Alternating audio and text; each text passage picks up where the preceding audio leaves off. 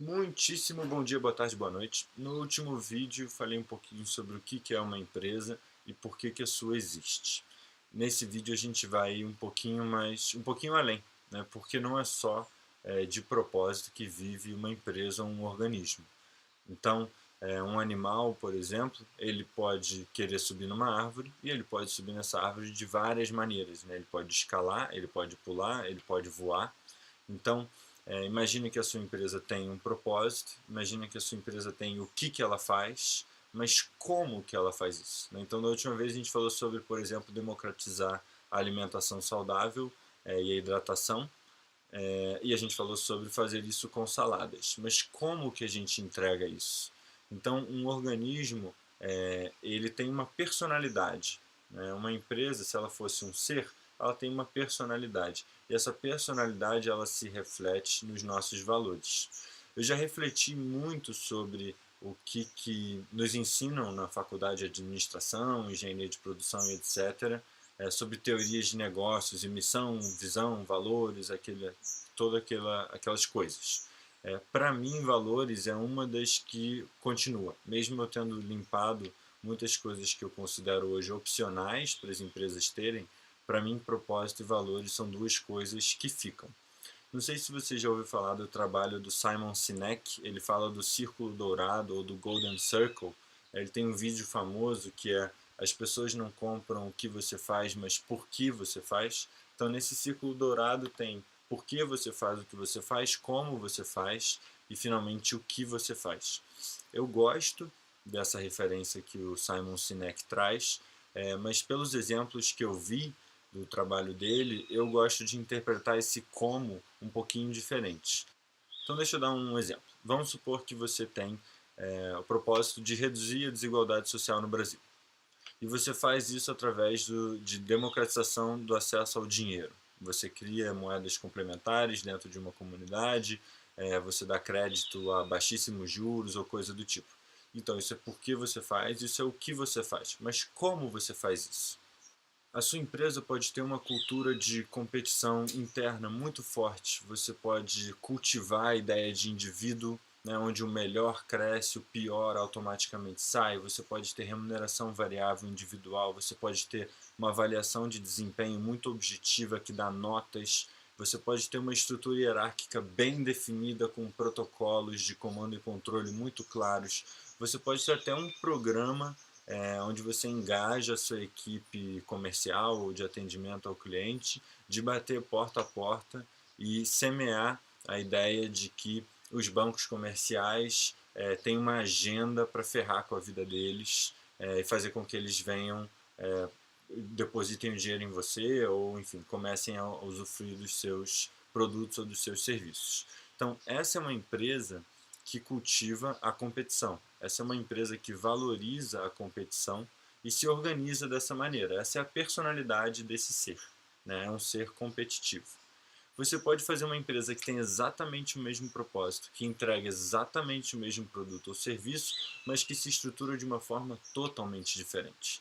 Você pode ter uma empresa onde você não tem remuneração variável individual, onde as avaliações de desempenho são lugares de reflexão e de comunhão entre as pessoas, onde você, por exemplo, faz parceria com bancos comerciais, com a área de responsabilidade social, que seja, para eles darem dinheiro para vocês sem juros, para vocês então poderem impactar mais e escalarem o negócio de vocês. E tem uma série de outros exemplos que a gente poderia dar de como você poderia organizar a mesma empresa valorizando a colaboração. Então, para mim está muito claro que não tem o que é melhor ou o que é pior. O importante é que seja claro para a equipe de vocês e para vocês mesmos qual é a personalidade dessa empresa que vocês estão criando. Talvez a única coisa que a gente possa definir aqui como errado é você definir uma coisa e fazer outra, né? Então eu já cansei de ver empresas que surfaram nessa onda de que seria certo, por exemplo, ser meritocrático, que a meritocracia é um valor que a gente tem que cultivar acima de tudo, e aí na hora do vamos ver, o irmão do dono é o promovido, ou o primo do dono, ou a mulher do dono, ou o marido, ou o que quer que seja, é promovido, e aí fica estranho. Aí isso vai gerar frustração, isso vai gerar desalinhamento, isso vai gerar desmotivação, às vezes saída de algumas pessoas, etc. talvez fosse melhor desde o início ter definido, olha, isso aqui é uma empresa familiar, aqui a gente valoriza as relações afetivas, aqui, não sei, a gente sente mais segurança de estar junto das pessoas com as quais a gente conviveu a vida toda, então aqui dentro a gente vai promover as pessoas, primeiro a partir de laços familiares e afetivos, e se não tiver ninguém para suprir a necessidade, então a gente vai para os melhores funcionários.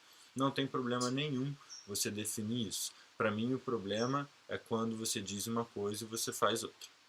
Então, vem aquela pergunta de sempre, né? Tá bom, então como que eu faço isso? Como que eu defino os meus valores? Achei bacana essa ideia de deixar mais claras as regras do jogo, a personalidade aqui, como é que a gente faz isso? Eu escrevi 2 textos. Um que seria mais básico, mais simples, que traz talvez mais segurança para quem tem pouca experiência, ou para quem tem uma equipe pequena, ou para quem quer uma cultura mais centralizada, uma cultura onde você edita mais as regras, que não tem problema nenhum com isso. E eu escrevi um outro texto baseado no trabalho do Barrett e como a gente fez no Brown e do Luiz a nossa definição de valores há mais ou menos uns 3 anos, se eu não me engano. Apoiados também pela Bizu, que sugeriu para a gente uma parte desse processo. Então, fica o convite para você ler esse como que eu posso botar isso na prática. Eu fiz um textinho que acho que até fica mais fácil depois de você ir ver o passo a passo, pegar planilha ou coisa do tipo.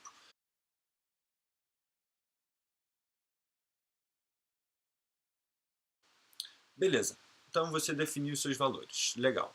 E agora?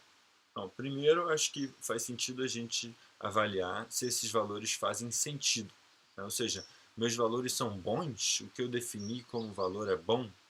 É difícil afirmar, e eu acho que ninguém tem essa autoridade para afirmar se um valor é bom ou não é.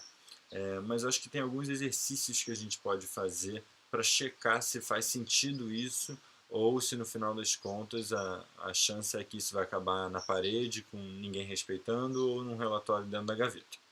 O primeiro teste que eu acho legal você passar os seus valores é o teste do oposto, né? Então, muitas vezes a gente define coisas como, por exemplo, ético, né?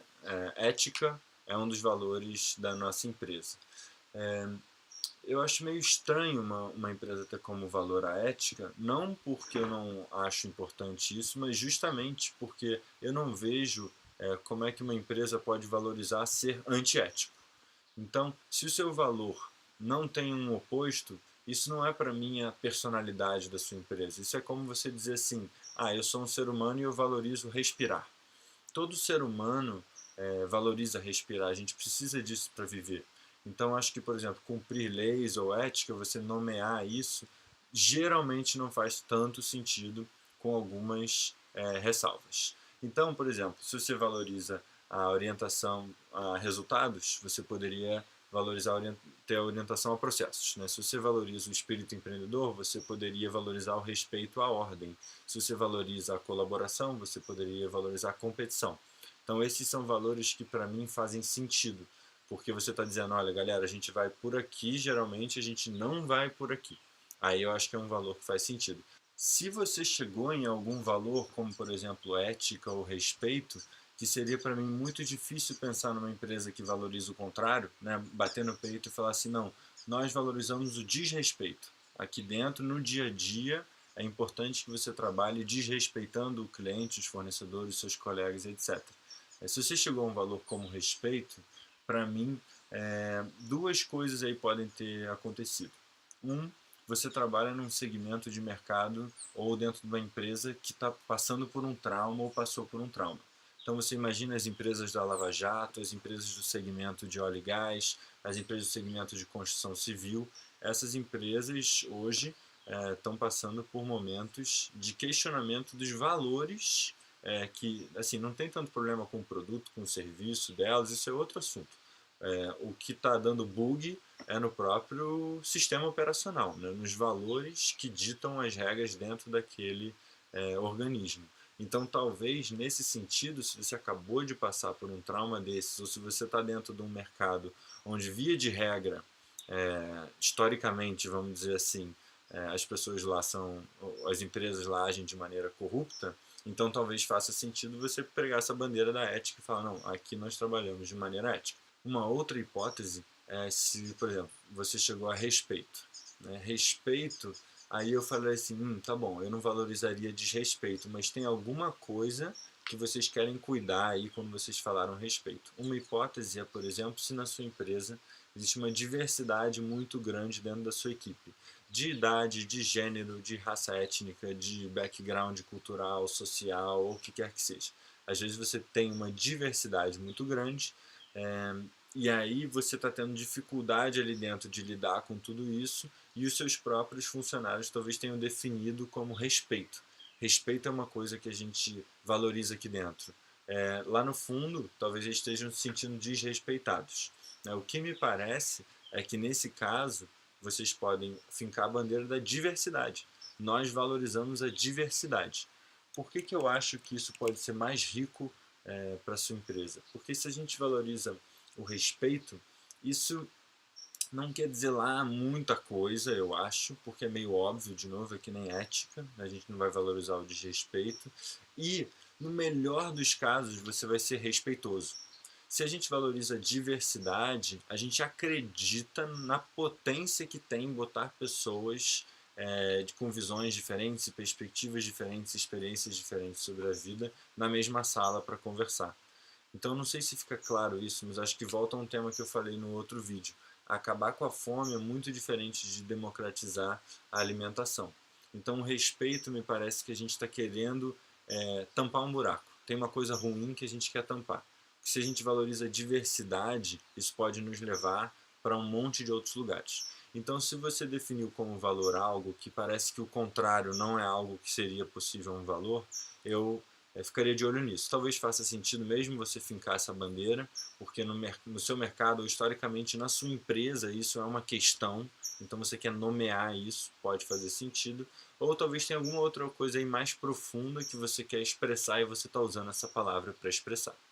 Um outro exercício que eu acho que pode ser muito interessante é você falar assim, ok galera, nós tínhamos valores implícitos ou que a gente não tinha nomeado aqui, agora a gente fez um exercício e temos esses valores aqui que a gente gostaria de nomear como algo que norteia o nosso trabalho. Agora que a gente tem isso aqui, o que fica de fora? O que a gente vai deixar de fazer? Que projeto não faz mais sentido? O que a gente vai repriorizar no nosso dia a dia? Que políticas da nossa empresa a gente vai eliminar? Então me parece que se é um valor que vai para além de ser uma coisa bonitinha para botar na parede ou para mostrar para o investidor ou para o cliente, um valor que realmente norteia o seu trabalho, que é isso que a gente quer fazer aqui, algo útil, não algo apenas estético, então me parece que se ele norteia o trabalho vai ter coisa que vai ficar de fora. E aí, definidos os valores, passaram pelos testes, é isso mesmo aqui que eu quero, beleza. E agora, o que eu faço com isso? Né? Como isso impacta no meu dia a dia? Primeiro, eu acho muito importante, eu vou pegar o nosso exemplo como o Brownie do Luiz, eu acho muito importante nomear que, por exemplo, colaboração é um dos valores do Brownie do Luiz hoje. Então, bacana, nós valorizamos a colaboração. Isso não quer dizer que a gente não compete.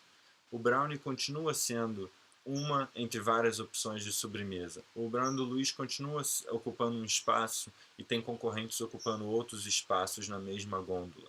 O Brownie do Luiz continua tendo um monte de ideias e projetos que quer fazer e não tem nem dinheiro nem tempo suficiente para executar todos eles. Então ainda existe uma dinâmica de competição por recursos, por tempo, por espaço, por atenção e etc. Mas o que a gente quer trazer quando a gente nomeia um valor é que a gente que tem essa intenção de ver as dinâmicas que acontecem no mundo à luz, né, sob a perspectiva, botando esse óculos da colaboração. Então, por exemplo, enquanto eu gravo esse vídeo, embora a gente tenha esse monte de questões de estar no mercado, de estar competindo, a gente tem algumas práticas que valorizam a colaboração. Por exemplo, não temos remuneração variável individual. Hoje, no dia que eu gravo esse vídeo. Não temos, como eu já tive em outras empresas, que eu trabalhei, curva forçada. Vamos fazer uma avaliação de desempenho, os 5% melhores são promovidos, os 5% piores são demitidos e por aí vai.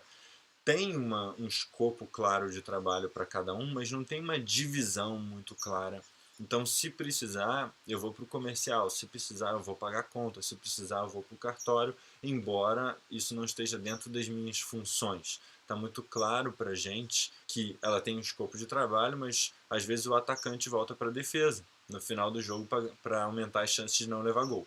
Né? Então, isso para a gente é muito claro dentro da nossa cultura.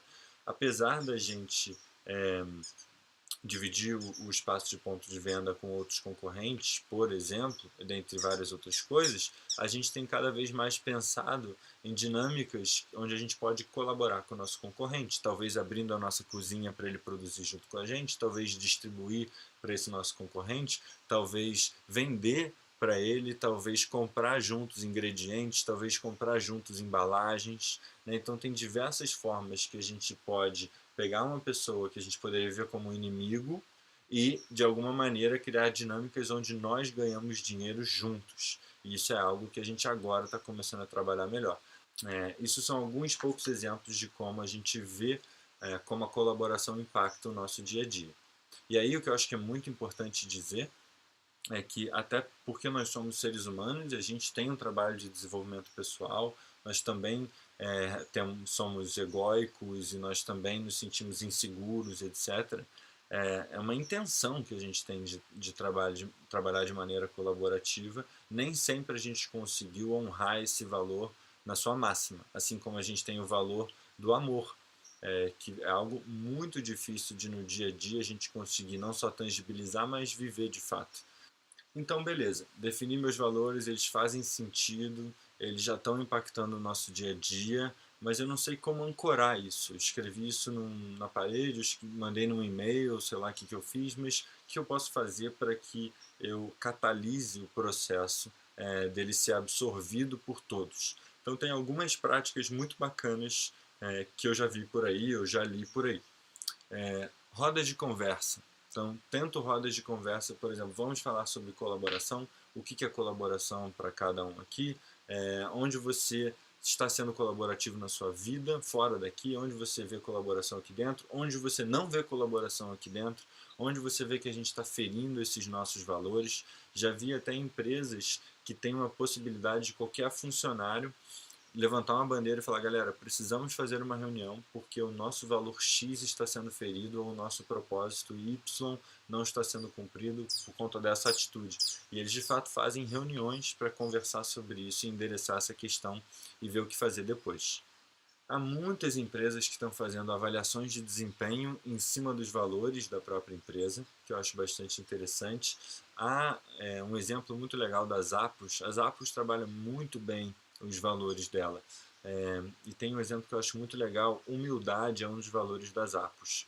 E uma coisa que eles faziam, não sei se ainda fazem no processo seletivo deles, eles, bom, tem uma empresa relativamente grande, né? E a sala onde aconteceu o processo seletivo era lá no final.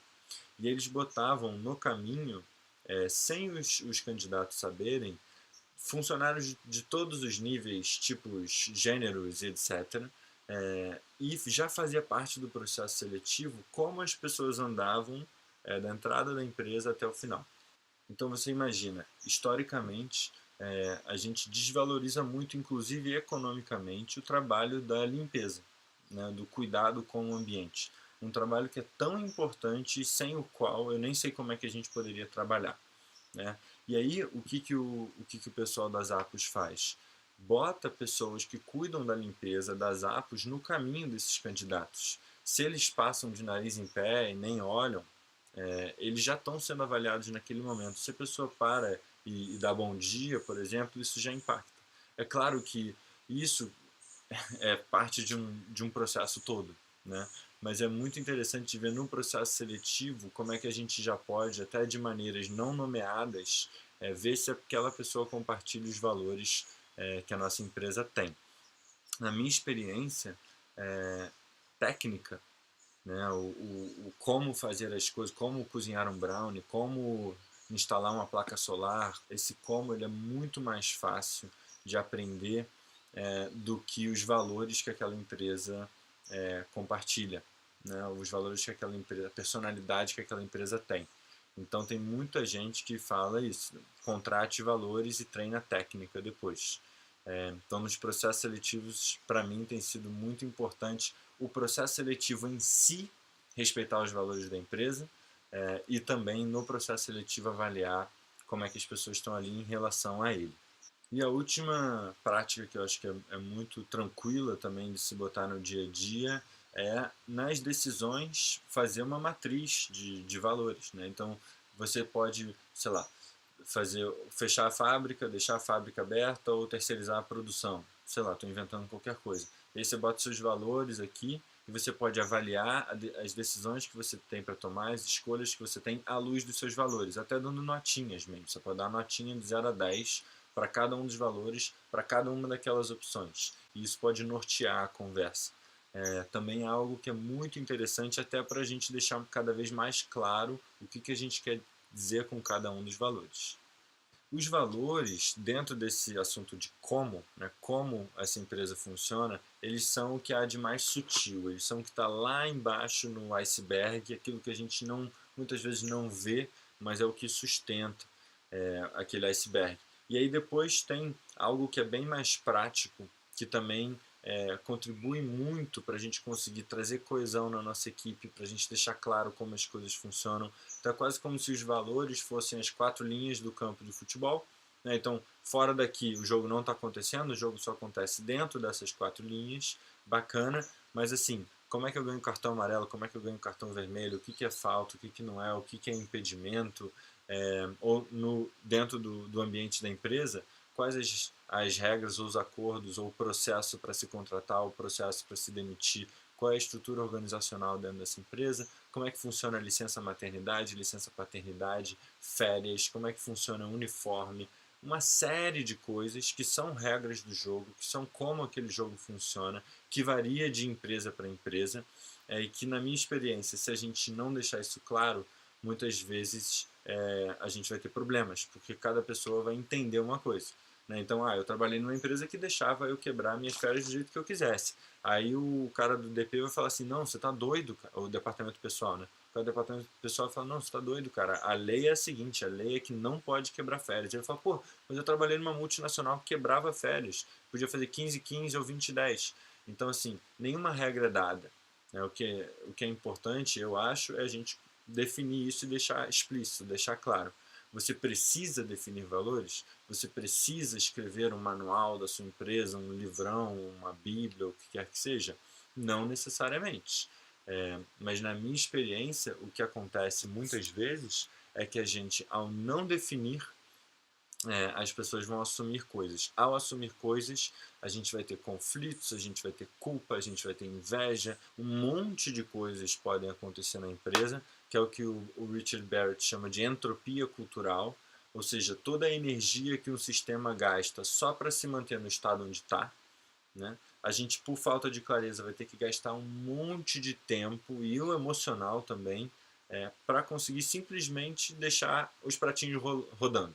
Né? E na nossa experiência, em determinado momento, a gente falou assim, cara, vamos fazer esse negócio? Pode parecer meio tradicional, pode parecer meio durangão, meio engessado, mas vamos definir quais são essas regras de jogo para todo mundo, se tiver em dúvida, 11h30 da noite, o cara não sabe se vai ser demitido porque levou um esporro hoje, que achou que foi muito pesado e tal. Quais são as regras do jogo para eu ser demitido? Primeiro vai ter que acontecer isso, depois isso, depois isso. Eu estou posicionado aqui nesse processo. Ok, me sinto mais seguro de onde eu estou. Então, para a gente fez sentido. Não tem que fazer nada.